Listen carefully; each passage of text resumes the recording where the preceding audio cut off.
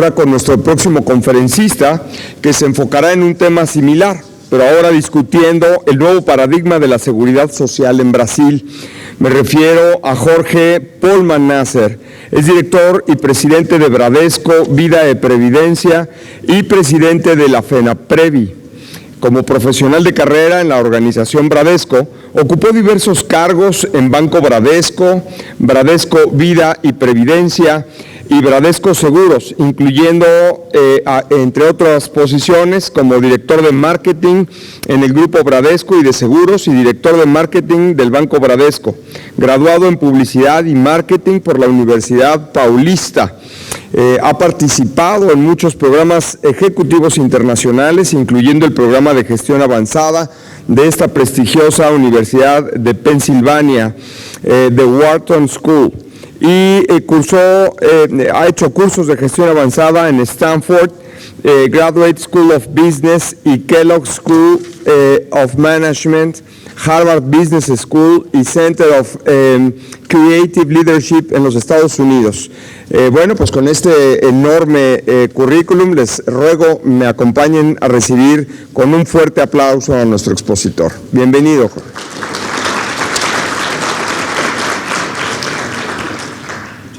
Un placer tenerte aquí en casa. Gracias. Adelante. Buenas tardes. En primer lugar, me gustaría agradecer a Rimbra por el convite para participar. Quisiera agradecer a Limbra por la invitación. No hablo español, como pueden ver, entonces voy a hablar en portugués, porque hoy es el Día Nacional de la Lengua Portuguesa. Es un buen momento para valorizar nuestro idioma aquí ante la presencia de hermanos latinoamericanos. En primer lugar, lo que estaba observando, que después del almuerzo es más complicado, está bastante oscuro allá atrás, entonces voy a hablar más despacio, más bajo. Siéntense cómodos, no quiero interrumpir a quien está con sueño. Y nosotros ya batimos un récord aquí. Nuestros amigos de Limbra, no sé si saben, pero es la mayor concentración de tazas de vino subaprovechados con agua. Aquí, en una región así como Mendoza, batimos este récord. Es un día enriquecedor para todos nosotros, porque tenemos muchos ejemplos de nuestros negocios y fundamentalmente negocios de empresas, de instituciones, que estamos hablando de personas que hacen cosas por personas. Creo que este es el lado humano y me tomo la libertad entonces de decir, bueno, que hoy a la mañana, escuchando un poco la presentación de nuestro amigo de Lemonade, que trajo, digamos, algunas provocaciones, ¿no? El porqué de nuestros negocios. Y les puedo decir que la institución a la cual represento, la institución Bradesco, donde trabajo hace 36 años, tenemos un compromiso justamente con la sociedad. Y tal vez sale un poco esa imagen de esa gran institución, con ese edificio bien grande, imponente, y a través de un trabajo que venimos haciendo desde 1956 que nos llamamos Fundación Bradesco. Hoy en Brasil, patrocinada por Bradesco, tiene más de 40 escuelas en todos los estados brasileños, reúne más de 110.000 alumnos con educación gratuita y más aún, ya formamos 2 millones de alumnos a lo largo de todo el país. Este es el compromiso nuestro y explica un poco lo que vamos a ver hoy aquí. Me tomo la libertad para iniciar mi presentación con una historia que va a traer un concepto que explicará muy bien lo que les voy a hablar. La historia parte de una fecha, 29 de mayo de 1953. Este año se cumplieron 53 años. ¿Ustedes se acuerdan qué sucedió? Fue un evento de la humanidad. ¿Se acuerdan ustedes qué sucedió? Fue el descubrimiento del Everest, que trajo en sí un gran logro. El ser humano alcanza el punto más alto del planeta Tierra y revolucionó en términos de visión la capacidad que tiene el ser humano.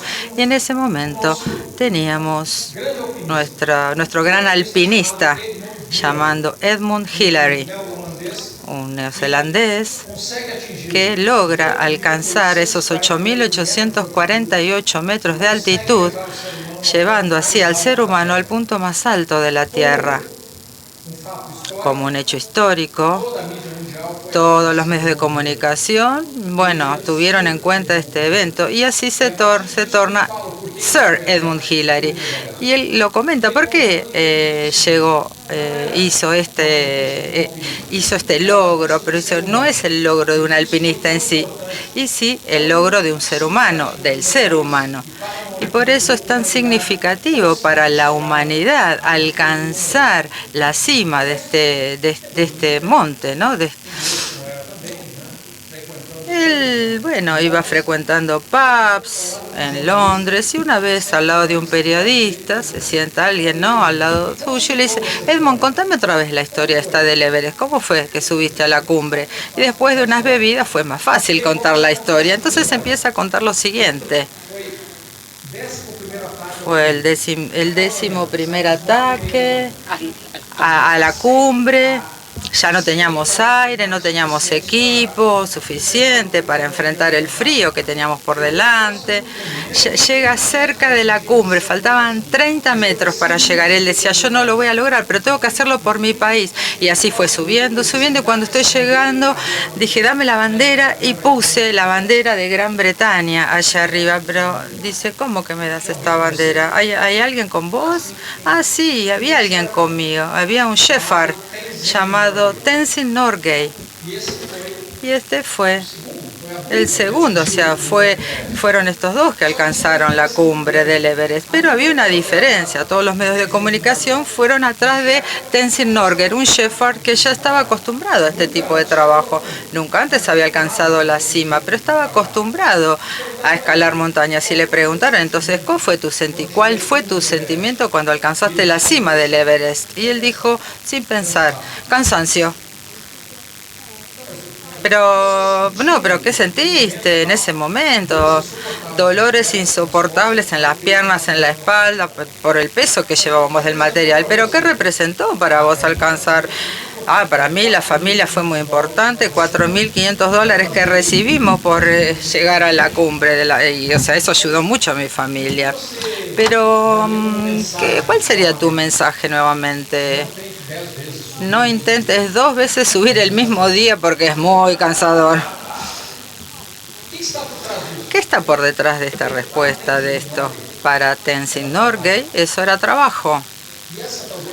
Y tal vez esa sea la gran diferencia de lo que nos ha traído hasta aquí. A todos nosotros, a nuestras empresas, nuestra historia al medio de los seguros. Como Norgay, para nosotros esto es una misión y a partir de allí se define la importancia de eventos como este tipo. Tiene sentido todo lo que hacemos a partir de esto y a partir de esto estamos listos para enfrentar nuevos desafíos que nos presenta la sociedad día a día. Entonces, ahora vamos a empezar a analizar un poco cómo es el mercado brasileño y me voy a tomar la libertad para contarles un poco rápidamente la historia, cómo llega la previsión social del modelo que tenemos hoy en Brasil. Surge en Alemania, como sabemos,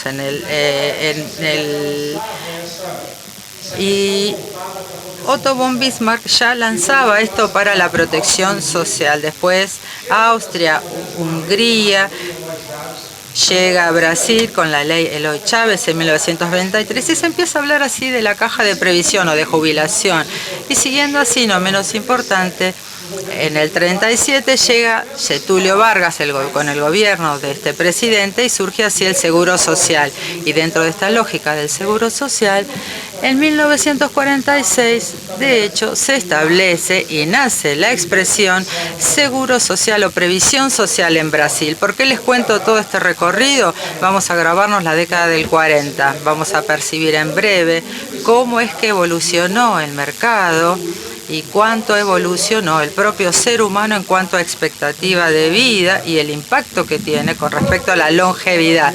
¿Cuál es el peso del sistema brasileño actual? Tenemos aquí algunos diarios. Déficit de previsión de la previsión de la jubilación será de 309.000 millones en 2019, lo prevé así el gobierno. la deuda aumenta 300% hasta 2060.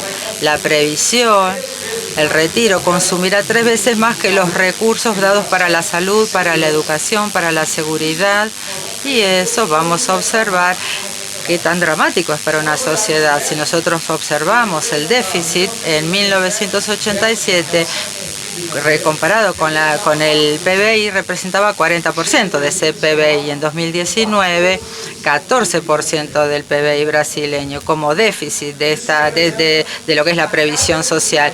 Una carga tributaria del 9% para el país. Entonces era necesario ocuparse de la reforma previsional. Tenemos aquí un cuadro más dramático aún.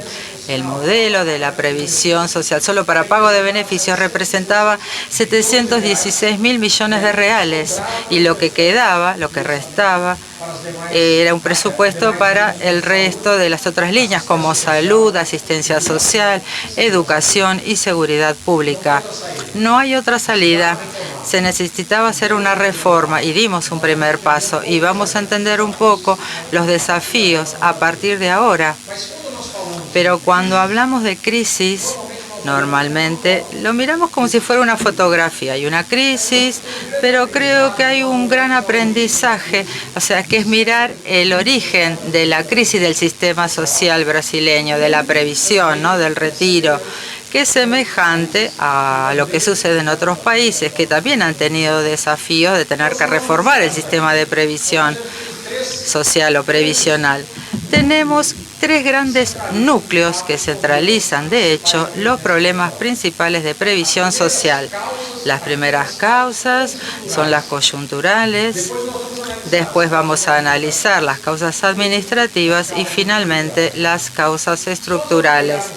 Si miramos ahora las causas coyunturales, y aquí vamos a entender el peso de las cargas sociales que tiene en la liquidación de haberes de los empleados, de las empresas. Tenemos el Fondo de Garantía por Tiempo de Servicio, o sea, por tiempo trabajado. Es el aporte del empleado y el aporte del empleador.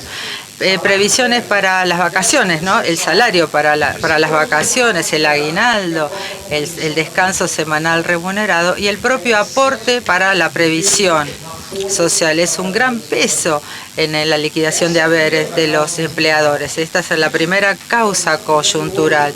Esto lo estamos viendo hoy, más dramático aún, el nivel de desempleo en Brasil, que alcanza casi 13 millones de personas. Más que eso, además de estos 13 millones, 7,4 millones de personas subocupadas. Esto es dramático para la economía de un país. Si analizamos además el número de la informalidad, del trabajo informal, tenemos casi 40 millones de personas que trabajan en régimen informal. Es necesario hacer la reforma en el sistema tributario justamente con la previsión social para generar empleos nuevamente y una masa de trabajadores que vuelvan a aportar al sistema. Hoy sabemos que el desafío, sabemos que trabajar no significa más estabilidad. Es necesario, por lo tanto, invertir también en educación, la formación básica, formar para el trabajo, para garantizar, de hecho, la empleabilidad de los trabajadores y así el ingreso y, por consecuencia, el aporte al sistema y al consumo. Causas administrativas, veamos aquí un show de horrores. Tenemos pensión por muerte, jubilación por tiempo de aporte o por edad. Estos se pueden sumar al momento de recibir beneficios. En el momento actual de previsión, de jubilación que tenemos, es posible acumular hasta 6 beneficios en el modelo que tenemos hoy, es decir, naturalmente insustentable. Y aquí tenemos una discrepancia. Se habló incluso aquí no sobre diferencia de lucro, de ganancia y la capacidad de ahorro. Aquí la diferencia de los valores de la iniciativa privada y de la iniciativa pública en la jubilación, en el retiro. El Poder Legislativo de Brasil recibe 26,8 mil reales de jubilación. Ministerio Público 18.000, el Poder Judicial 16,4, militares 13,7, Ejecutivo 6,5 y el INSS, el Instituto Nacional de Seguridad Social, el promedio es de 1.200 reales. Se necesitaba colocar, de hecho, esto, digamos, dejarlo expuesto el abismo social existente en Brasil. Y además, somos muy paternalistas en el pago de beneficios. Aquí tenemos un ejemplo, el promedio de complementación de la jubilación que vimos recientemente. Aquí, más dramático aún, tenemos un ejemplo aquí que nos remite al Reino Unido. El promedio de la complementación de jubilaciones de 21,6% del salario activo, Japón 40%, Francia 68%, Suecia 56%, Grecia 73% y Brasil 70% de complementación. El promedio, ¿no? Los países de la OCDE en promedio tienen una complementación de 53%. Era necesario, por lo tanto, reformar y disminuir la complementación a la jubilación para que las personas pudieran planificar su beneficio y alcanzar lo que realmente necesitan y, sin duda, ecuacionar esos beneficios que estaban, digamos, desproporcionados. Aquí vemos otras causas administrativas, que son los fraudes. Somos un país, ¿no?, que siempre le da alguna vuelta así, ¿no?, para cometer algún fraude. Una única ciudadana en 1992 hizo un fraude por 360 millones al Instituto Nacional de Seguridad Social, INSS. Y ahora un programa de gran audiencia de la Red Globo también presentó un hombre con una falsedad ideológica con 322 identificaciones para poder recibir beneficios de este Instituto Nacional de Seguridad Social. Es difícil mantener un sistema social de este modo. Y entonces hay cosas que, bueno, que empiezan a surgir. Por ejemplo, el Senado aprobó lo que llamamos peine fino, la revisión de los beneficios de este Instituto Nacional de Seguridad Social. Tenemos cosas que son perlitas, mínimo de 24 aportes para que la familia tenga derecho al auxilio de reclusión. La persona estaba detenida en un presidio, con que aportase dos o 3 meses ya la familia empezaba a recibir una pensión, pago de auxilio reclusión para presos en régimen cerrado. Parece algo obvio, pero no, quien estaba en el régimen semiabierto o estaba preso domiciliario seguía recibiendo esta ayuda, esta pensión. Y esta perlita, y los hijos no tendrán derecho a la pensión en el caso de intento de homicidio de los padres. ¡Qué maravilla!, ¿no? Genial. O sea, personas, ejemplo, uno que mata al padre va al cine y recibe el beneficio del Instituto Nacional Social de Seguridad, INSS. Y después también tenemos el caso de la evasión en Brasil, que alcanzó 491 mil millones de reales. 160 mil millones posibles de ser recuperados, porque hay cosas que se cobraron indebidamente. Varias empresas están reclamando, hay otras que van a tener que pagar y están aquellas que jamás van a pagar. Entonces aquí tenemos 3 empresas que quebraron a lo largo de la historia: VASP, Varig y Transbrasil, todas empresas aéreas con sus respectivos déficits. Y aquí hay otra cuestión. Cuando hablamos en la década de los años 40, teníamos un número de aportantes contribuyentes mucho más que jubilados o pensionados. Era fácil invertir recursos a largo plazo, solo que somos muy creativos. Para invertir recursos, invertimos, por ejemplo, la construcción de Angra dos Reis o el puente Río-Niterói con recursos del Instituto Nacional de Seguridad Social, de Previsión Social, o la usina de Itaipú. O entonces, ahí vemos cómo no va a ser posible sostener esto. ¿Dónde está la liquidez de invertir en un puente, en una usina, para pagar jubilados en el futuro? Entonces eso también fue algo que se cuestionó. ¿Cómo vamos a rever la política de inversión con los recursos de la previsión social para canalizarlos en beneficios para los futuros beneficiarios del sistema?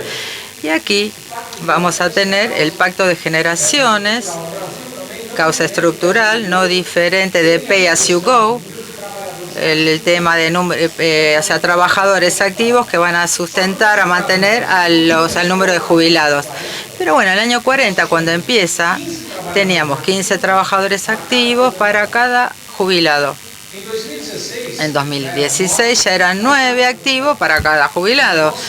Y en nuestro sistema se sostiene con 11 para un jubilado. Y la proyección es que en 2060 sean 2 activos, 2 trabajadores activos para mantener a uno. Entonces no tiene sustento este modelo. Y a partir de ello tenemos también el otro punto que tiene que ver con la demografía, que es la expectativa de vida al nacer. En 1940, 45 años era la expectativa de vida de un brasileño cuando nacía. 2016, 76 años. Genial esta noticia, ¿no? Pero genera preocupación. ¿Cómo se va a costear la vida longeva de estas personas? La tasa de fertilidad en Brasil cayó drásticamente. En 1940, 6 hijos por madre y una proyección 2016 de 1,5. ¿No? Muy difícil cortar a los niños, ¿no? Pero bueno, este es un dato demográfico. No soy yo quien está cortando al niño. Entonces, 1,5 niños por madre. Pero en este caso, ¿qué es lo que representa esto? Menos personas que entran al mercado de trabajo. Es simple de entender. Menos personas ingresando al mercado de trabajo, tempestad perfecta. Menos gente naciendo, menos gente ingresando al mercado de trabajo, aumenta la informalidad en el mercado de trabajo, menos aportes y las personas viviendo más. Entonces no hay milagro, se terminaron los milagros. Y esto fue el gran salto de poder entender, ¿no? Al hacer esta reforma previsional, el brasileño empezó a entender que no existen los milagros. El gobierno no va a hacer ningún milagro. Y tenemos también la evolución de la medicina. Ya no se habla más en geriatría, y sí de gerontología. La geriatría trata las enfermedades, aquello que la persona ya está padeciendo, y el estudio de la prevención antecede esto. Entonces se genera una expectativa mayor con todas las técnicas, con todos los recursos, las herramientas y las tecnologías de la nueva medicina. Y la longevidad, la expectativa de vida también en el mundo. Tenemos 700 millones de personas con más de 60 años actualmente en el mundo. La proyección es de 2050 para 2.000 millones de personas. Y en Brasil, hoy, tenemos 24 millones de personas con más de 60 años. La expectativa es que en 2060 se alcance casi 74 millones de personas. Además de esto, hay otro concepto que se aborda poco y es fundamental hasta para nuestros negocios. Hablamos de la expectativa de vida al nacer, pero existe otra cuestión que se debe considerar, que es la expectativa de la sobrevida a los 60 años. De esto se habla poco. Fue un gran salto en Brasil este tema, un salto de 37%, donde la expectativa de sobrevida de una persona con 60 años vivía hasta los 76, por ejemplo. Hoy la expectativa es que viva hasta los 82 años. Entonces, estas son noticias buenas por un lado, pero generan cuestiones fundamentales por otro lado. La cuestión básica aquí también es enfrentado, ¿no? En general por todos. Este es el adulto mayor de hoy. Ya se hicieron concursos para crear íconos para los adultos mayores y el mejor que se encontró es este que estamos viendo aquí, porque ya no se traduce más al adulto mayor como lo imaginábamos antes. La palabra jubilación, retiro, ya está como pasada de moda. La jubilación viene, digamos, en portugués es aposentar, viene del aposento, al lugar donde la persona iba a vivir, se le ponía el pijama, se le ponía las hojotas y esperaba la sopa a las 6:30 de la tarde. Y aquí tenemos los adultos mayores de hoy, algunos ejemplos. Personas enfermas, ¿no? Sin energía, ya no se desarrollan más, no llevan más adelante su actividad. No, este es el nuevo adulto mayor, este es el desafío para nuestro negocio, de que podamos entender cómo piensan estas personas, cómo tienen aún planes para su futuro. Y entonces, un consejo para todos nosotros que aprendí con Fernanda Montenegro, que es una actriz brasileña, dice: el secreto para vivir más, caminar el doble, retiro, jubilación. 60 redujeron beneficios y 32 países incorporaron el concepto de capitalización. ¿Por qué les hablo esto? Porque cualquier reforma que se discuta, si no se habla de estos tres primeros, no tiene lugar esa reforma. No hay milagros. Necesariamente habrá que pasar por aumentar el aporte, dilatar el tiempo de jubilación y modificar los beneficios. Los milagros, ya les digo, no existen. Cualquier país que haga este tipo de estas reformas puede dirigirse a una nueva plataforma. Y en nuestro caso, fue titular en todo Brasil, sale la aprobación en el Senado de esta nueva reforma previsional en Brasil. ¿Cuál ha sido el impacto que tuvo en el mercado? Yo acostumbro a decir que el impacto para el mercado pasa por, en primer lugar, parece algo simple, pero es muy complejo en Brasil. Finalmente, el gobierno asume que no va a operar ningún milagro, punto, tan simple como eso. Es decir, el gobierno define un valor de beneficio para la jubilación, para el retiro. Nosotros somos una generación que piensa que van a recibir 20 salarios mínimos. No, van a recibir 10 salarios mínimos. Dicen, no, bueno, yo voy a recibir lo suficiente. En mi trayectoria por el marketing hace 25 años realizamos un sondeo, una investigación, y en una de las dinámicas de esa investigación me llamó la atención dos respuestas que hasta hoy me perturban. Cuando preguntábamos qué te va a garantizar el futuro en tu jubilación al momento de retirarte, teníamos en 23% de esas respuestas y era múltiple choice, pero el 23% decía, hasta allá yo me voy a ganar la lotería hasta ese momento. O sea, ¿ya pensaron ustedes atribuir su futuro al hecho de ganarse la lotería? Y miren que yo sé que eso es difícil, pero bueno, pensaban así algunas personas. La segunda respuesta con más incidencia era, bueno, hasta ese momento mi hijo va a estar bien y me va a ayudar a bancarme cuando yo ya llegue a ser adulto mayor. ¿Cuántos de aquí tienen hijos de más de 25 que viven en casa? Tienes suerte, solo nosotros dos tenemos. ¿Cuántos de más de 20 que viven todavía con ustedes? La realidad entonces está cambiando, es decir, el joven cada vez tarda más en irse de casa, tarda para tener una carrera cada vez más incierta y más aún. Termina a veces volviendo separado y viene encima con un nieto. Entonces, es una ilusión pensar que va a ocurrir un milagro y es por eso que esto ha sido un gran avance de planificar hasta dónde va a ir la previsión social. Entonces, despierta la necesidad de planificar a largo plazo. Nos falta, carecemos de esta cultura del ahorro. En Brasil con esto se crea un nuevo mercado para todos nosotros, con beneficios de riesgo para muerte, invalidez, enfermedades graves. Fue extremadamente importante que pudiéramos verificar para dónde están yendo nuestros negocios y van a ir nuestros negocios. Y aquí una provocación que vimos aquí, varios conferencistas que hablaron también, nuestras realidades. Nosotros estamos viviendo en un mundo de conveniencia, es lo que acostumbramos decir. Todos ustedes conocen las marcas que estamos viendo, interactúan con ellas, con estas herramientas, con estas aplicaciones, soluciones de conveniencia. Ahora, cuando miramos cuál será lo siguiente, y lo que aparece es el seguro aquí, pero de hecho tiene que aparecer como iniciativa propia de las personas, que las personas busquen estas soluciones. En breve alguien va a encontrar esa fórmula. Mientras esto no suceda, y esto es lo que nosotros creemos, inclusive en la institución a la cual represento, el seguro para nosotros, el futuro, es digital y analógico. Y para muchos hay una lucha entre digital y analógico.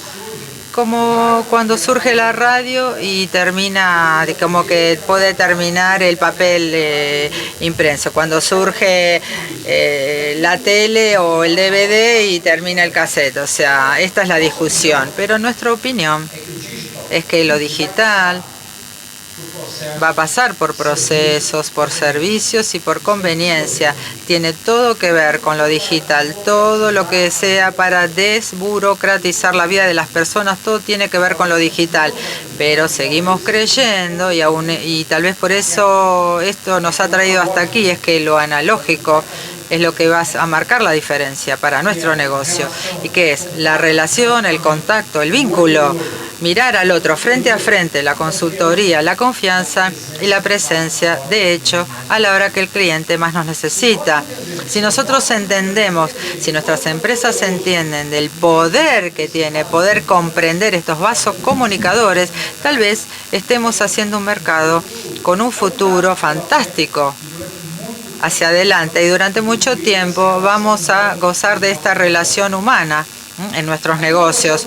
Aquí les traigo algunos números de nuestro segmento. En la Federación Nacional de Previsión y Vida representamos 67 empresas de previsión del mercado abierto de pensiones de retiro en Brasil.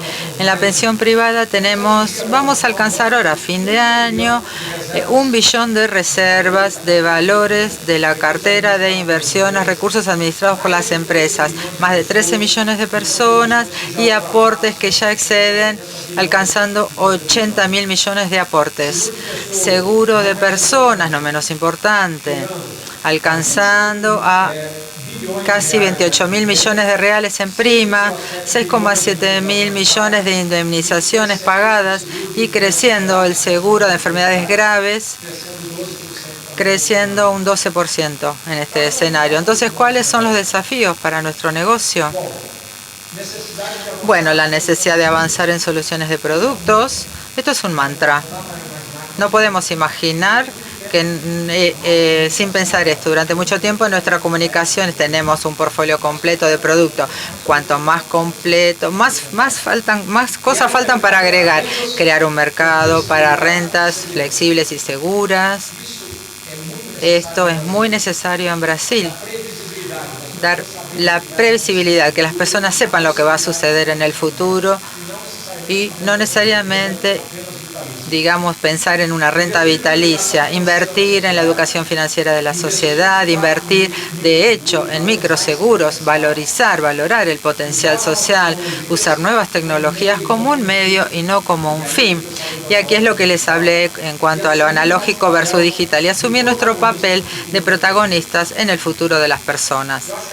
Creo que aquí hay una gran diferencia o un gran diferencial y de hecho hacemos esa diferencia. Y de hecho, entendemos un poco más el desafío que tenemos diariamente. Me tomé la libertad de traer un video ahora.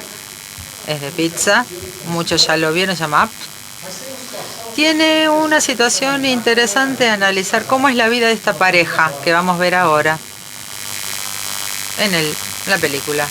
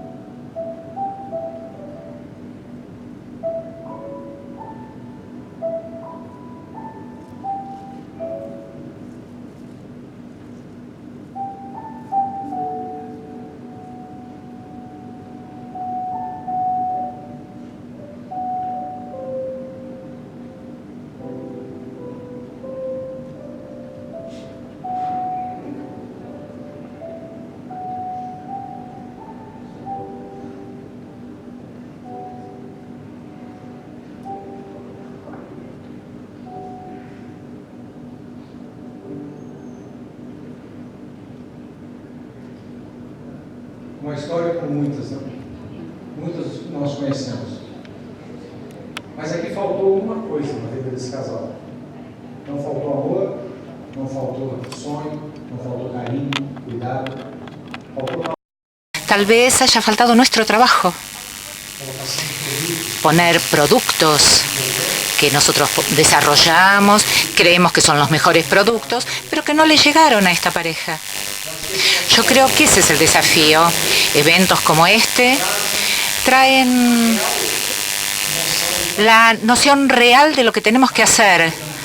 Algo más importante que dar respuestas es saber hacer las preguntas correctas para las personas adecuadas. Y a partir de eso yo creo que hacemos y haremos la diferencia en lo que nosotros realizamos cotidianamente.